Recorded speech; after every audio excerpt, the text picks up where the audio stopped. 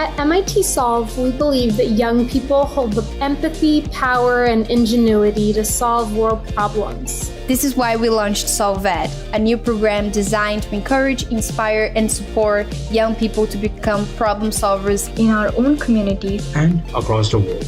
We are bringing together a community of education providers, youth organizations, and other cross-sector leaders to equip young people with knowledge, tools, and resources to practice problem identification and solution design. If you want to create positive change and join a global community of young problem solvers, come solve with us. Come solve with us. Come solve with us. Welcome, everyone. I'm Alex Samuel, Executive Director of MIT Solv. I am so excited to have you all here today. Youth Innovation Challenge applicants and finalists, Solv community members, judges, and guests. Welcome. This is truly a momentous occasion for Solv and Solv. This is our first solutions event, and we're announcing our inaugural cohort of Solv Innovator teams for the Youth Innovation Challenge. I'm so grateful to our supporters, the Mortgage Family Foundation, HP, the Rochelle Foundation, EY, and the Posen Social Innovation Prize, as well as our inaugural Solv members, whose commitment to Solv helped make this event and all the programming possible. Thank you. So, I won't spoil any of the surprises, but we have an exciting day planned, including incredible pitches from the 10 Solv Innovator teams who have been selected from among 800 applicants from 148 countries. Also, a fascinating conversation with Clover Hogan, climate activist and founder of Force of Nature. A stunning performance from Syrian violinist and activist Mariella Shaker. Intimate chats between the world's youngest polar explorer, a Marshallese climate activist, and our very own Indigenous Communities Fellow and Solv Youth Committee member. And finally, you will hear exciting prize announcements from two of our supporters at the Posen Social Innovation Prize and HP Girls Save the World. With the Solv Challenge funding, $200,000 will be announced today. I'm continually inspired by the commitment of young people and the caliber of the innovative solutions we saw. That's why I hope you will really take advantage of being part of this truly global community. Here at Solv, we know that gathering with the explicit purpose of giving and receiving feedback and advice can be incredibly powerful. That's why we have a fun and interactive session on setting and achieving your goals, and while we'll close today with purposeful networking.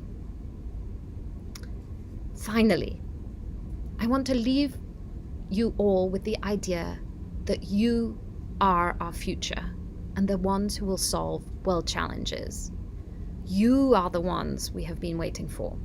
You are Generation Solv. And with that, I'm delighted to hand it over to our Learning and Solv lead, Eliza Berg, to chat with our first speaker, Clover Hogan. Clover is a climate activist, a researcher on eco-anxiety, and the founding executive director of Force of Nature, a youth nonprofit mobilizing mindsets for climate action. I've enjoyed listening to Clover and her passionate calls to action around climate justice, and I know that you will as well. Over to you, Eliza and Clover. Well, hello, everybody. My name is Eliza Berg. I'm the lead for the Learning and Solv communities here at MIT Solv. I'm so excited to be joined today by Clover Hogan, and we're going to jump right in our conversation. So, Clover, you're an activist, a researcher, founder of a nonprofit. And so before we get started on our conversation, can you tell us a little bit more about yourself, about your story, and some of the projects that you're currently working on? Yeah, absolutely. First off, thank you for having me, and thank you to everyone who is dialing in for listening. So I grew up in tropical North Queensland in Australia, which meant that I was able to develop a really deep relationship with the natural world from a super early age. And I spent more time outside than in, rescuing sea turtles that had beached themselves outside our house, making mud pies, living in mulberry trees, that kind of thing. And so that is a little bit of backdrop as to why it came as such a shock to my system when I learned just what we were doing to the natural world. So at the age of 11, I discovered documentaries, and I remember sitting glued to my computer screen, staring at images of million-year-old forests being bulldozed to produce Big Macs, watching dolphin hunts that turned the shoreline red, and watching Al Gore's An Inconvenient Truth, where he showed just how good we were at devouring the planet and how good we were at pretending otherwise. And I remember feeling overwhelmed with grief and anger and frustration. But perhaps beneath all of those emotions was this incredible sense of confusion. I couldn't understand why I hadn't learned about the climate and ecological crisis in school. We hadn't talked about it at the dinner table. I hadn't seen it on the news when my parents watched the TV. So I wanted to understand why the adults in my life were so good at sleepwalking, even as the science told us we were hurtling toward this cliff of climate collapse. By the age of 16, I had made my life activism, and I found myself at COP21 in Paris, this global meeting where world leaders come together. And I remember feeling this kind of starry-eyed optimism because finally, decision makers were coming around the same table to act at the pace and scale required. And yet, I showed up to events. There was one called the Sustainable Innovation Forum that was sponsored by the likes of Coca-Cola, BMW, Shell, iconic polluters and contributors to the climate crisis. I met leaders who were fluent in greenwash and politicians who were expert at making promises scheduled far enough into the future that they required no immediate action. And I remember that was the first time I felt truly powerless and allowed myself to believe perhaps the system is too broken, perhaps the problem is too big, and perhaps most crushingly, maybe I'm too small to change anything. Now, I returned to my school, which was by that point in Indonesia, wall-less bamboo classrooms in the middle of the jungle. And I remember my teacher introducing me to a word that would completely change the course of my life. So he said there was this term defined by environmental educator David Tabell in 1996, ecophobia. And he defined it as the feeling of powerlessness to prevent cataclysmic environmental change. And it was this light bulb moment because, for one, I realized that I wasn't alone in feeling completely overwhelmed by the enormity of these problems. But I also realized, having been to COP, that the threat even greater than the climate and ecological crisis is how powerless so many of us feel in the face of it. And having been on this global stage, I saw that we'd had the technology, resources, ingenuity to solve this crisis for decades before I'd been born. And yet critically, we lacked this mass mobilization and mindset. So that is backdrop to why I started my youth nonprofit, Force of Nature, 3 years ago. We're now a 9-person team, and we really work to create this movement of mindsets within students in the classroom and decision makers in the boardroom, and really empowering a generation to channel those difficult climate emotions, eco-anxiety as we call it, or that ecophobia, and channel those normal, necessary feelings that are proof that we're awake to the issues into action. And then we create spaces for young people to directly engage with decision makers across business and policy to really realize their potential as change makers, but actually begin to shift the institutional mindset. Amazing. Thank you so much for that wonderful backdrop, as you say. So I think I have two kind of questions that I want to ask. So the first being, you're talking about eco-anxiety and having younger generations being told that we're kind of the last hope for reversing climate change and we've inherited this struggle. That's an incredible burden. So can you tell us maybe a little bit more about that and your work around that, and what are some of the other factors that are kind of fueling this eco-anxiety? Yeah, it's a great question. So when I first started volunteering in schools across the UK, I was so shocked by what I heard. It was around the time of the youth strikes for climate, and the mainstream rhetoric about young people was that we feel empowered to create change, and actually let's just hand over the baton of the future to these young people who are going to save the planet, right? And I remember sitting down with students 8 through 24 years old, and they shared how hopeless they feel. They shared the terror that keeps them up at night. They shared this deep sense of disillusionment and mistrust in the institutions we've been raised to trust, right? And that was when we kicked off our research into the rise of eco-anxiety. So really understanding this intersection between youth mental health and the climate crisis. And what that has shown after talking to young people in over 50 countries around the world is that 70% of us experience this eco-anxiety. That same number feel hopeless about the future. And only 26% of those young people feel that they can meaningfully contribute to solving this problem.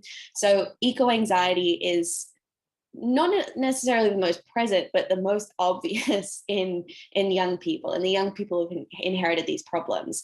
And I think, one of the biggest misconceptions is that these difficult emotions stem from the enormity of the problems. That is absolutely part of the picture, particularly in the age of kind of doom scrolling and constantly being plugged in by our phones. But actually, that deeper sense of powerlessness really comes from perceived inaction in the face of the issue. So it's looking to decision makers and seeing that they're not acting with the urgency required. That moment that I had at COP21, kind of saying, aren't you guys meant to be solving the problems? And it also comes from looking at the world around us, right? It's living in a culture that kind of conditions us to switch off from the problems, whether that's, stepping over a rough sleeper in the street, or going to the supermarket and only being able to buy things wrapped in plastic, recognizing as young people that the climate crisis isn't a distant threat, but something that's already affecting our peers and our communities in the global south. And finally, it definitely comes back to that sense of impotence. What can I do? And I think a lot of young people are really struggling to see, well, how can I be part of the solution? And particularly, again, when the rhetoric is, young people are going to save the day, it's like, with what power, with what influence? And so that's why a huge part of Force of Nature's work is not just, empowering young people to come into conversation with their climate emotions, but then creating those very tangible pathways for them to plug into decision making so that we can really be custodians of a future by our own design. That's great. And I think the second part to that in my mind kind of makes you stand out perhaps among some of the other voices in activism and climate activism, is that you have a commitment to and an interest in working with and partnering with businesses, some of the ones that you just mentioned in your background. So can you tell us a little bit more, perhaps in closing, why did you choose to pursue that approach, or what makes that important to you in this space? Yeah, it's a great question. And, it is a huge part of our work. It's how do we bring people around the same table rather than, doubling down on those existing divides. When I first started out as a kind of boots on the ground environmentalist responding to the problems in my community, it was very easy to believe that the world was run by people who are selfish and bad. And if only we could, swap out those people in positions of power, then we could solve the problems.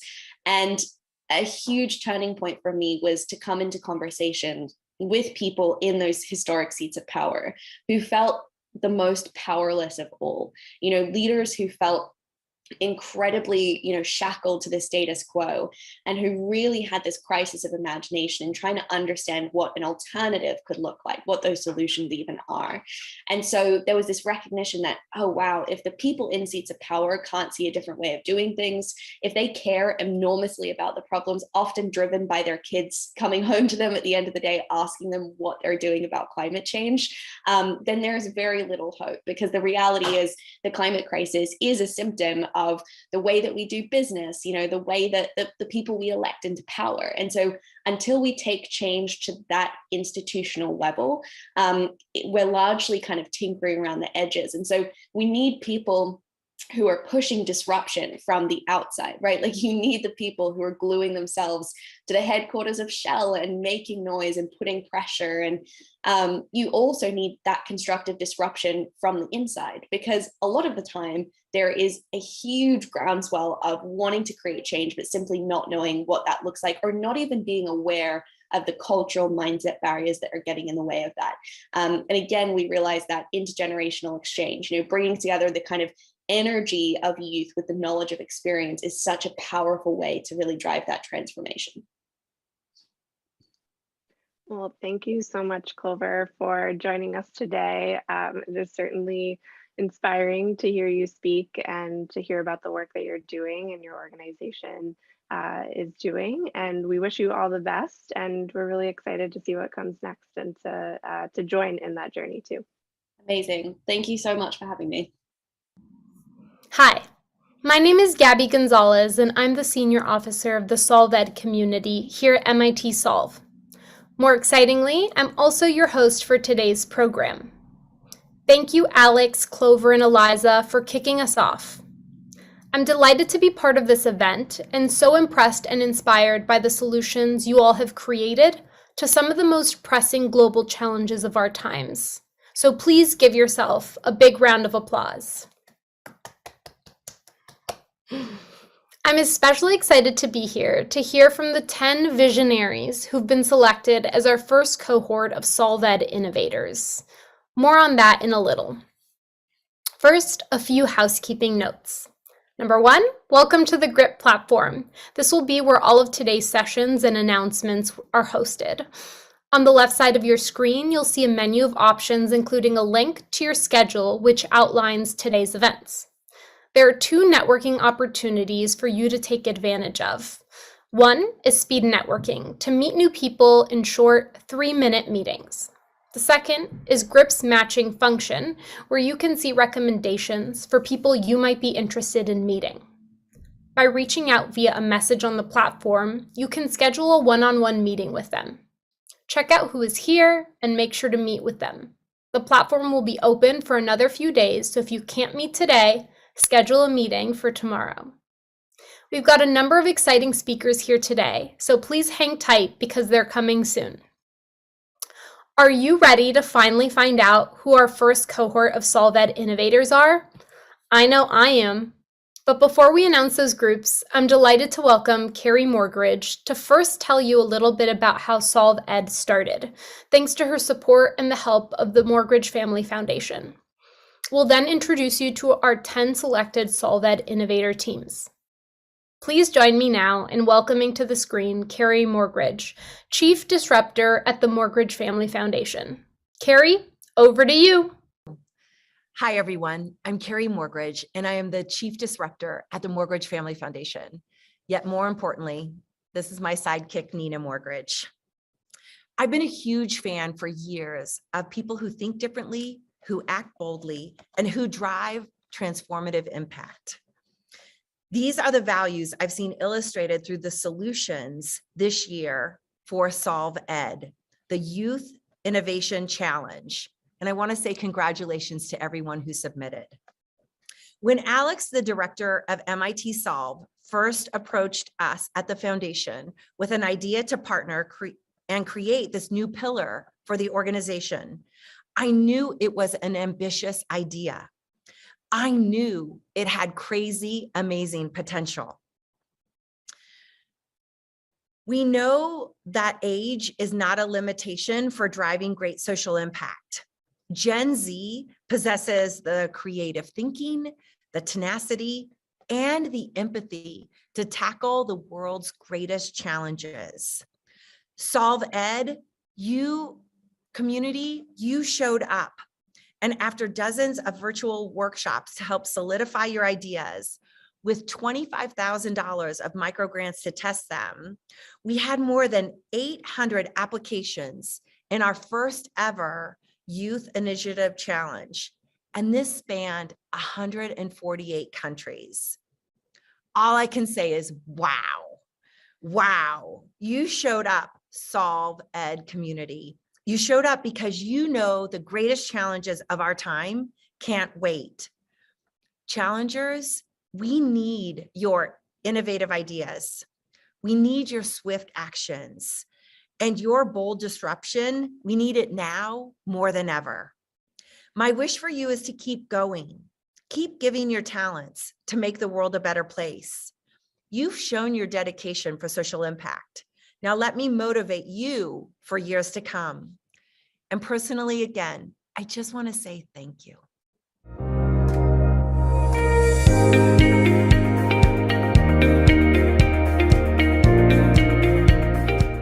I am Phyllis Mugadza, the founder of Spring. Spring is the first reusable menstrual product that provides menstrual pain relief. At any given time, there are 800 million people who are menstruating, more precisely, dealing with the realities of menstruation, experiencing discomfort, anticipating when to check, change, or dispose of their menstrual product. Some even lack access to menstrual products altogether. And believe it or not, there's more. Dysmenorrhea, commonly known as menstrual pain, is a leading cause of recurrent school and work absenteeism among women. To manage menstruation, you may have heard about disposable menstrual products, which are extremely harmful to the environment. It is no surprise that there is a need for reusable menstrual products, such as menstrual cups and menstrual discs. Unfortunately, these products are intimidating, and users have expressed that they are difficult to insert. Furthermore, when the product needs to be emptied, users find it inconvenient to have to remove, empty, rinse, then reinsert it again, especially in a public bathroom. That's why we designed Spring. Spring is a reusable menstrual disc that starts off 6 times smaller at the point of insertion. Collapsing the built-in applicator stem causes Spring to open from 12 millimeters to a disc diameter of 70 millimeters. Spring also includes a drainage mechanism that allows the disc to be drained while it's inside the body. Easy. Now, what if your menstrual product was your medication for menstrual cramps as well? We developed a therapy that works by compressing a bulb at the base of the stem, which helps to alleviate abdominal pain from cramping. Our product is designed to simulate the process of inserting a tampon with an applicator, removing the barrier that prevented so many menstruators from switching to menstrual cups and discs. Spring continues to receive positive feedback and has the potential to impact the lives of so many menstruators. As Dr. Powell points out, this product can be a life changer for people with disabilities, allowing autonomy and independence to its users. When used in low-resource environments, the drainage feature allows menses to be managed in areas where there is a lack of sanitary facilities and privacy. Additionally, Spring's discreet nature makes the device culturally acceptable. In areas where there is a lack of privacy, women tend to go out at night to change their products, putting them at risk. With the wearability of up to 12 hours, Spring will help women avoid these dangerous situations. Lastly, Spring requires a third of the water required to clean reusable cloth pads, which are commonly used in these settings. Spring is designed for menstruators by menstruators, period. To reach this stage in Spring's development, we pulled together a team of mechanical engineers and medical professionals. Thank you for listening, and we look forward to connecting with you.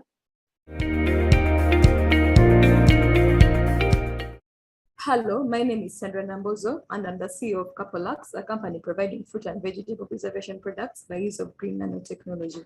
12 billion tons of fruits and 21 million tons of vegetables are lost each year due to low shelf life. 37% of food produced is lost between production and consumption, and this contributes to huge losses to the farmers and everyone in the value chain. These losses account for approximately 4.4 gigatons of greenhouse gas emissions annually.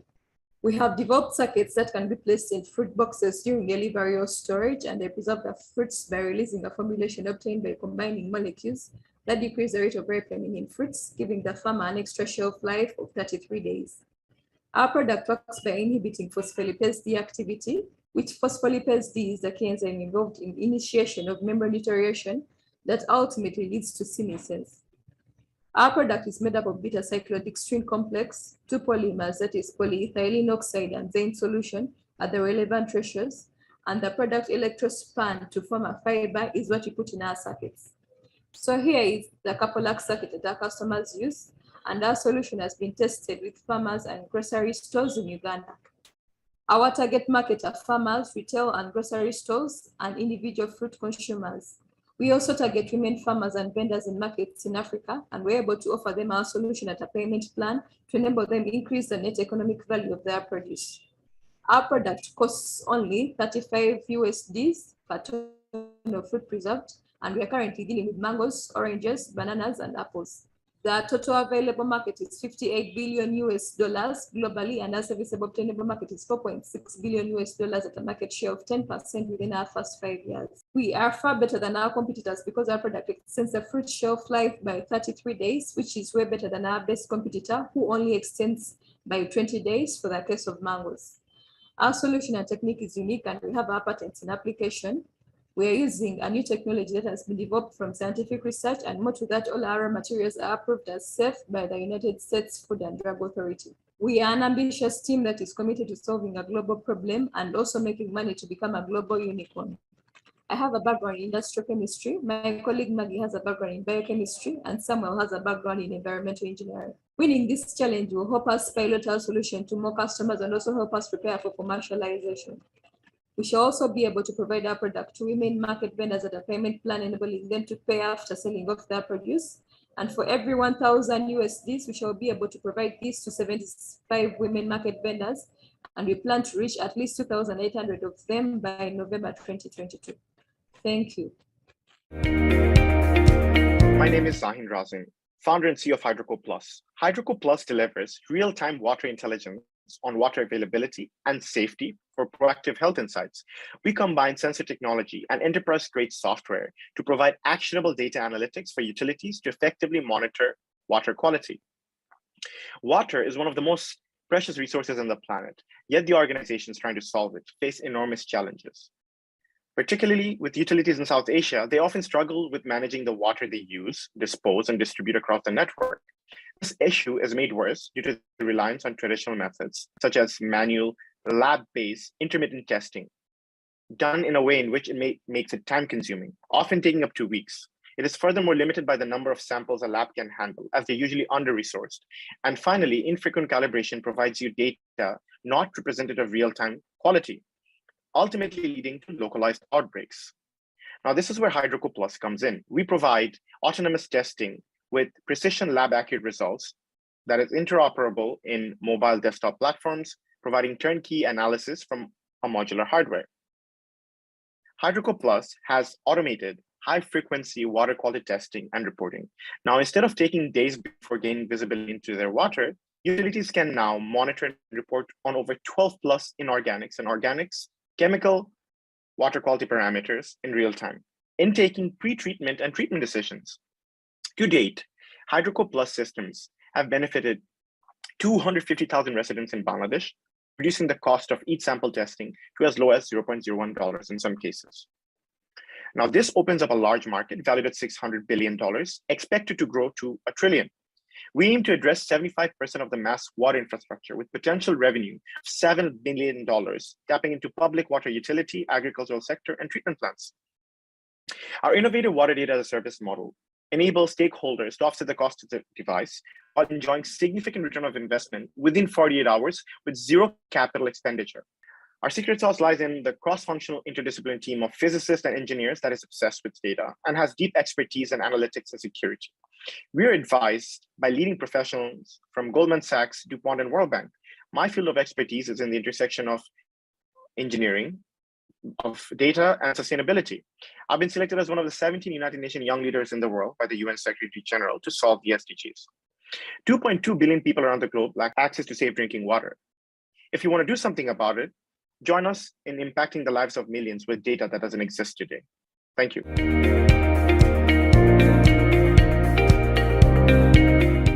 I'm Elizabeth Nyamwanga, and this is the Tana.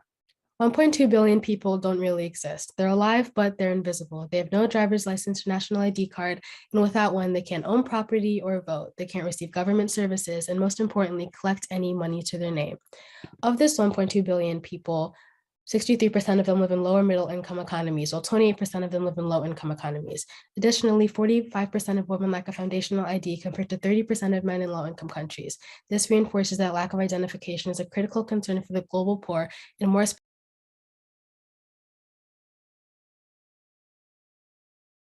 specifically women in poverty. So with these women's unique experiences in mind, I've been working on the development of a product, Atana, which is a cost-efficient device that enables women in developing countries to create a unique biometric ID without having access to the internet or electricity. It stores these women's unique and private data on immutable and decentralized ledgers, and the blockchain creates an online ID which entails less bureaucratic costs and prevents data manipulation upon the bias of gender. It uses advanced AI and machine learning to generate math-based signatures that are fully anonymous and cannot be hacked, faked, cloned, or stolen. In order to create the unique ID, a 2G phone is used to text the device with the help of the SMS chip in its design, and this activates the registration process where the user then inputs their fingerprint. The fingerprint is converted to a cryptographic hash and sent to the blockchain through SMS. With this new identity, the user is then able to see where the identity has been used, any attempts to replicate this identity, and participate in systems like voting, healthcare registration, and ownership of land.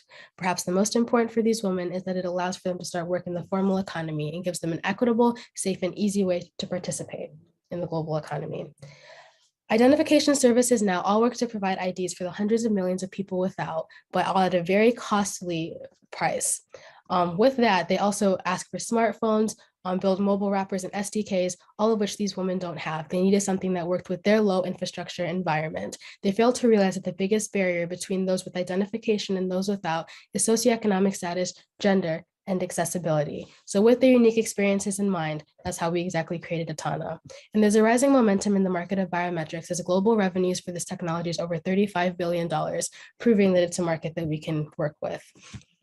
We have a low-income client market model for the target population, who we hope to give these goods and services to. And in the next 3 years, we hope to have at least 1,200 of this product, and the rural market is near 100% of where this is going. With a cross-subsidization strategy, the social impact would be identification, economic prosperity for the general community and surrounding as well. Who's been working on the team? For the most part, it's been me. I kind of worked on a lot of the code, but I had a lot of help from some of my teachers, some people at school, Italian Devani of the United Nations Foundation, and some other nonprofit leaders. We can't move forward towards achieving gender equality without working towards looking at this gap, and women can advocate for themselves, their families, and their children if they aren't recognized by people by the law. They need identification to not only secure their lives, but the lives of generations past them.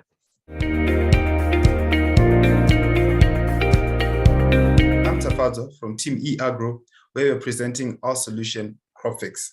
But before we get into that, did you know that smallholder farmers in Africa lose up to 40% of their produce pre-harvest due to late or misdiagnosis of the pests and diseases that are affecting them? There's a common method in Southern Africa known as msanganiso, where these smallholder farmers mix multiple pesticides and apply them to their field with the hopes that one of them would work. As you can see, this is unsustainable and outright not doing justice to their farms. But at CropFix, we have come up with a solution. That is a WhatsApp and text-based chatbot that assists in identifying these pest damages accurately through the help of machine learning and artificial intelligence. How does it do so?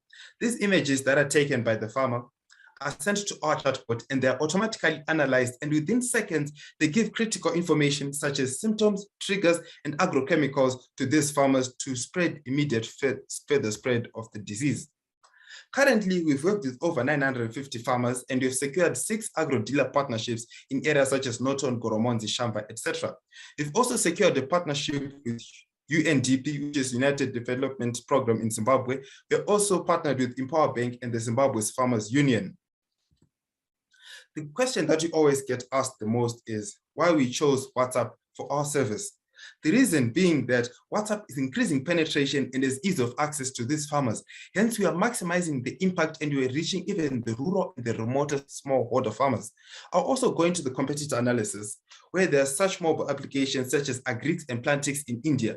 But for our local context in Zimbabwe and Southern Africa, this is not sustainable due to the high data prices and the hard time taken to train these farmers.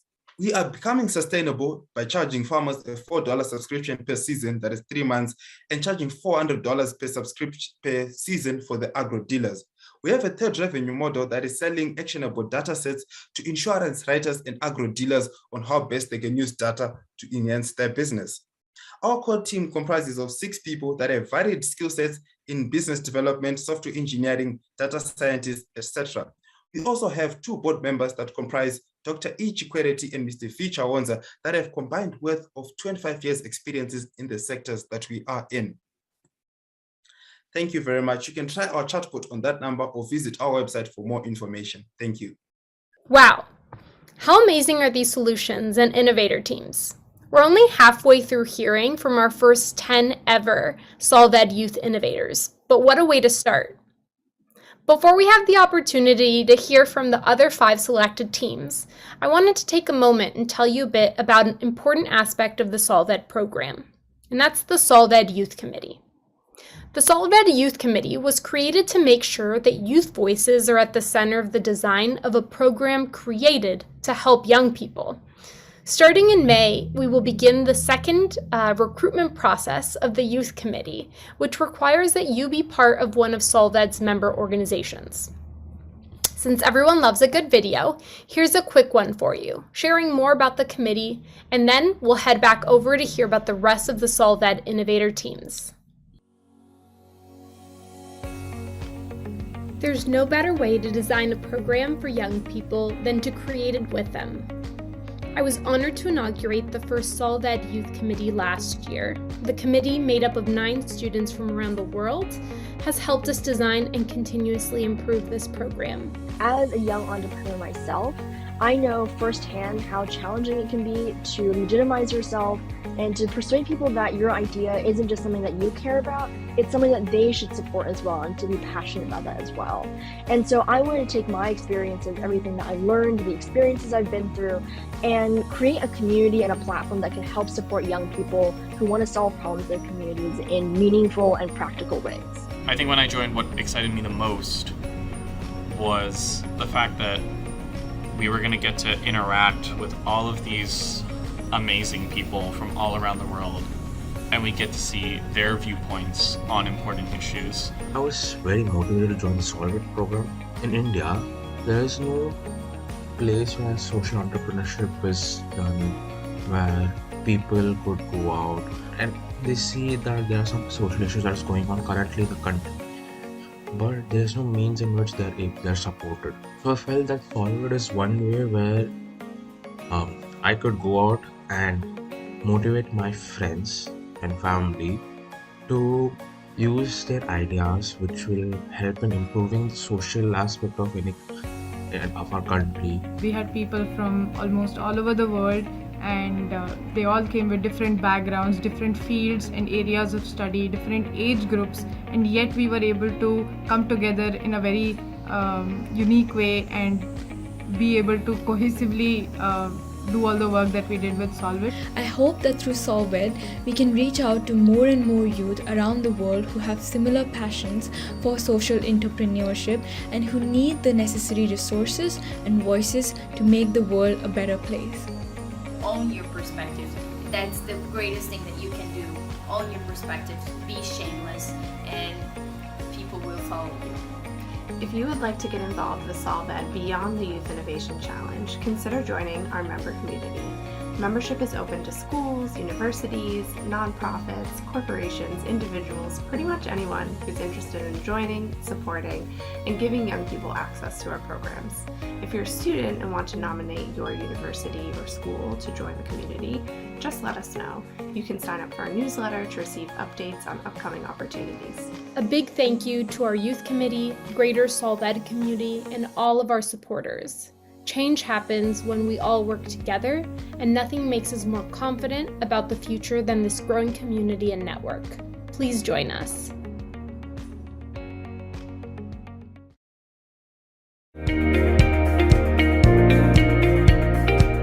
Months into my freshman year, attending college in Chicago, the local government released a police dash cam video of an unarmed teenager named Laquan McDonald being shot 16 times by a local police officer.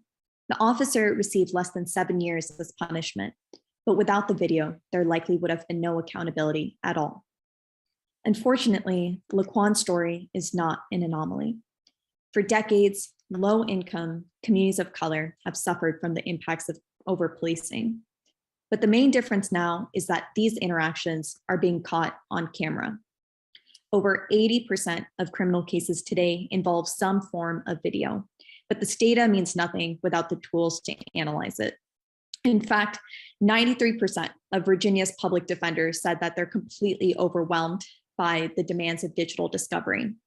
The groups that hold police accountable are at a major disadvantage in the current system, and we are working to change that. We're building the first centralized infrastructure for cataloging, storing, analyzing, and sharing audiovisual data in the criminal justice system. And we're starting by servicing public defenders. Justice Text is an evidence management tool that generates automated transcripts, extracts key legal insights, and makes it easy for attorneys to create clips in preparation for trial. Attorneys use our software to quickly find the 20-second clip in 5 hours of jail calls that can help exonerate their client. They use it to ensure their clients were read their Miranda rights when analyzing data dumps of body cams. We have already scaled to major public defense agencies across 8 states and signed annual contracts with Virginia's Indigent Defense Commission and the federal defenders in Kansas, Georgia, and more. These offices serve over 50,000 low-income defendants every single year. I recently spoke with an investigator in Minnesota who shared that using Justice Text allowed her to identify a critical police statement and dismiss her client's case much faster than previously possible. This means that fewer people are being incarcerated for shorter durations because of our technology. We hope to scale to over 50 public defense agencies and 500 private criminal defense lawyers this year. And we've already secured pilots with New York City's mayor's office and Connecticut's statewide public defender system. We monetize our service with a simple subscription model, and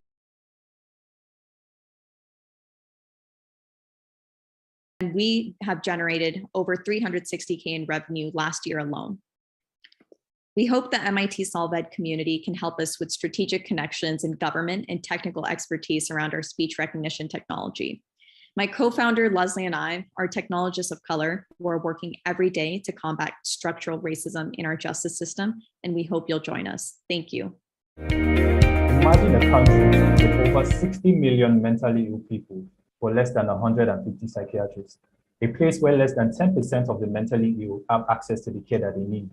These, ladies and gentlemen, are some of the challenges currently faced by my country, Nigeria, as it struggles to keep its health workers within its borders and only allocates a meager 3% of the health budget to mental health. Now, most of these conditions, if remained untreated, lead to chronic physical health problems, job stability issues, trauma, and eventually suicide. We knew we had to come up with a solution, and so we did. After an in-depth primary market research to ensure our solution will be centered to our target users, we developed InSync. InSync is a mobile application that provides affordable primary mental health care services with the use of artificial intelligence and the power of people. We're providing users an AI chatbot that works on the principles of cognitive behavioral therapy, CBT, which has been proven to be 50 to 70% more effective in treating certain cases like depression and anxiety, while our AI component allows us to reduce the dependency on the already limited human resources and also cut out the cost of traditional therapy by 85%. We're also providing digitized therapy and safe spaces to foster a sense of community amongst our users. And last but not least, we're running mental health awareness and education campaigns to educate our target communities in rural areas. Over the past 18 months, we've been able to build a working prototype, which we are currently testing among a small group of respondents. We've raised a total of $2,500 in micro grants and successfully onboarded 25 therapists across 3 states in Nigeria. We're marketing our solutions to people within the ages of 16 to 50 who live in semi to urban areas and are capable of using mobile technology. We're also reaching out to rural communities where USSD therapy can be accessed.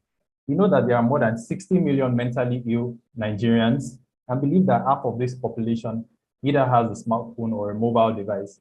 And we know we can access 10% of that market share to be beneficiaries of our solutions. To reach our target users, we're using digital marketing, health works, strategic partnerships, and loyalty coins for customer retention. We're operating a B2C premium business model with an expected 5% conversion from free to paid plans and project a 300,000 revenue at 5,000 users. Using this model provides us with the data to improve our products and also makes the healthcare readily accessible to people who cannot afford it. Our core team consists of a range of diverse talents from health to tech and are very sound to drive the solution. With your support, we believe we can turn away, if we can turn away just one person from taking their life with the power of technology, we have already won. Thank you. Hello, my name is Gloria, co-founder and team leader at Triple P. We're a social enterprise based in Kenya dedicated to upcycling food side streams into affordable and eco-friendly fertilizer and animal feed. Our project is based on two major challenges: the high cost of farm inputs and poor waste management. From market research, we found that farmers spend 70 to 80% of their revenue in the purchase of animal feed. Improper handling of food waste is another challenge. Food waste ends up in landfills, decomposing and producing methane. It's the third largest emitter of greenhouse gases globally. We are working to solve these challenges by collecting the side streams from producers and using insect technology to upcycle the food waste into fertilizer and animal feed. The composting process using the insects reduces emissions from the waste by 57%. Our production process produces two outputs. One, dried larvae suitable for pigs, chicken, and poultry, and is 30% cheaper than current market options. Two, organic biofertilizer that is suitable for plant farming. The value of the global black soldier fly market is expected to reach 3.4 billion by 2030. And here in Kenya, the market demand for black soldier fly larvae is valued at approximately $100 million, while the supply is low at only $4 million, meaning that 96% of the demand of black soldier fly larvae is unmet. This shows the great potential for market entrants such as ourselves. We have been working on this solution since 2020, and in this duration of time, we have conducted market research across 5 counties in Kenya, ran 2 prototypes, and constructed our minimum viable facility where our pilot will run. We know that to accomplish our goals, we cannot walk alone, which is why we've established collaborative partnerships with organizations at the bottom of the screen, such as the World Food Programme, local and international universities, food labs, incubator programs, and others who have supported us along the way. We hope to include MIT Solv here and work together, leveraging on the technical and financial support as we launch our pilot. We are a team that is passionate about impact. Impact is the sole reason we started. The team comprises of I, Gloria Chirono, co-founder and team leader, Harriet Nyango, co-founder and head of operations, and our advisors. We are also currently recruiting for head of production and a microbiologist, and have one person in our team in automation. Thank you for your time, and we hope for you to join us along the journey, the Triple P way, ensuring people and the planet are safe while making a profit. Thank you.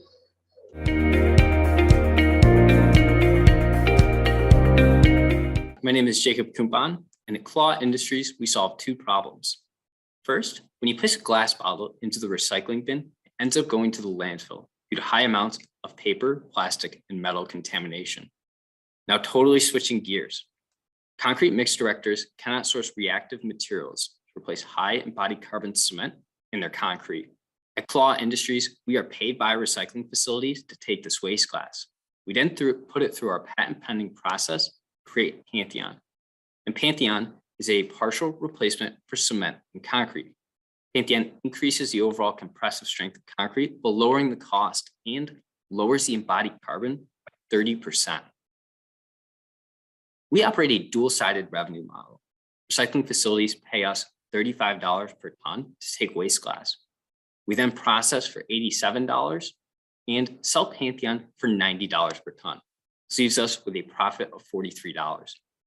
Now, we have begun validating this revenue model by receiving the first delivery of waste glass at our facility and a letter of intent for 25 tons of Pantheon per month. So far, we've completed 19 pilot projects with mixed directors, including a residential sidewalk in Binghamton, New York, and a low embodied carbon concrete bike path at Clarkson University. In this residential sidewalk, we prevented over 200 kilograms of CO2 from being released. Across the US, this amounts to 8.1 million tons of CO2 per year. And these numbers are validated by the New York State Pollution Prevention Institute. We aim to service young adults living on the east side of Binghamton, aged 20 to 30, who make $31,000 per year. 49% of people living on the east side live below the poverty line. Unlike universities and high-income areas, we cannot afford low-carbon building materials, leaving us stuck fixing decaying infrastructure. We will solve this by preventing 50 tons of embodied carbon from being sent to the east side this year. From there, we will scale up our process. We aim to hire our first employee in 2022. Claw Industries was founded in 2019 by 3 friends after touring recycling facilities and concrete plants and learning about the infrastructure and justice that our community faces. Myself and my 2 co-founders realized that our community would be left in the dust unless we made our concrete innovations needed in the industry right here in Binghamton. My name is Olarinde Lokote, and I'm from Vinsight. At Vinsight, we are building an inclusive world for the visually impaired. I'd like you to meet a friend of mine. Her name is Mary. Mary is an outstanding political science student whose dream was to become a change maker in the society. Unfortunately, she lost her eyesight to chronic cataract disease, and on getting back to college, she was having difficulties to read books conveniently and independently. Sadly, Mary had to drop out of college. According to WHO, there are 26.2 million people like Mary who are suffering the same fate, and a good number of these people are unable to read books independently and conveniently. So what do we do at Vinsight? At Vinsight, we're helping millions of people like Mary achieve their dreams by aiding them to read books conveniently and independently. So how do we do this? We designed an AI application that makes use of OCR. So the OCR captures text in front of them and converts it to an audio output for them to listen to. Vices has impacted over 5,000 visually impaired persons across 7 schools of the visually impaired in Nigeria. Currently, we have about 1,500 active users for our product in these 7 schools. Our business model is quite simple. We employ 2 models. We have the B2C model and we have the B2B model. The B2C model basically involves individual subscription to our products on Android devices and the iOS devices for a low cost of $3 per month. And the B2B model involves a lifetime installation of our products in schools of the visually impaired for a cost of about $250 per unit of our product. So we do maintenance and software upgrade of this product for $10 per year. We plan to reach as much as 20,000 visually impaired persons by the end of year 2022, and to also expand to 2 African countries by the end of the year. I'd like you to meet my team. My team is made up of doctors and engineers. My name is Olarinde Lokotoye. I'm a doctor myself, and I'm in charge of operations. I have 4 years experience in managing operations, partnerships, and sales of startups in Nigeria. Tomi Kolawole is the CEO. He's also a doctor. He has 5 years experience in designing innovations and building businesses in Nigeria. Kole Adesanya is the VP Tech, and he has 6 years experience in designing software and AI technology for companies in Africa. Mary Balogun is the Programs and Social Impact Associate, and she's a political scientist with 2 years experience in coordinating social impact projects in Nigeria. Remember Mary was not able to use our solution to access inclusive education. And right now she's on our team, joining us to impact visually impaired persons in Africa. Would like you to also join us in this journey. Thank you. And with that, we have now officially heard from all 10 of our Solv Innovator class of 2022. Each of you and all of you watching have come together in the face of some ridiculously tough times and thought in new and impressive ways about how you will use your own skills, talents, and ideas to improve the world. You should be commended for your courageous thinking and action, and congratulated for all you have already accomplished. Way to go. Okay, now for the interactive fun part. We have an awesome 45-minute facilitated session for you, where you'll have the chance to reflect on the work you've already done and set your goals for the next steps in your social innovation journey. In a second, we'll start that session, but a quick note about the rest of today's program. After the goal setting session ends, we'll have a short 10-minute break for everyone to stretch their legs, post a TikTok, and get refueled, because when we come back, we've got the biggest stuff ahead. Not to name names, but we have our closing plenary with Mariela Shaker, Litokne Kabua, and Muñeca de Oro, as well as Jade Haymeister in conversation with our youth committee member, Ashni Shah. And of course, prize announcements. After the closing plenary, stick around for networking, where we hope you'll make new connections and perhaps even friends. I'm going to hand over facilitation to my colleague from MIT, Danny Becker, to lead you through a number of exercises to help you set some short and long-term goals. After the sesh, you'll have a 10-minute break. We'll see you back here for the closing plenary at 11 a.m. Eastern Time sharp. Trust me, you won't want to be late. Thanks, and have a great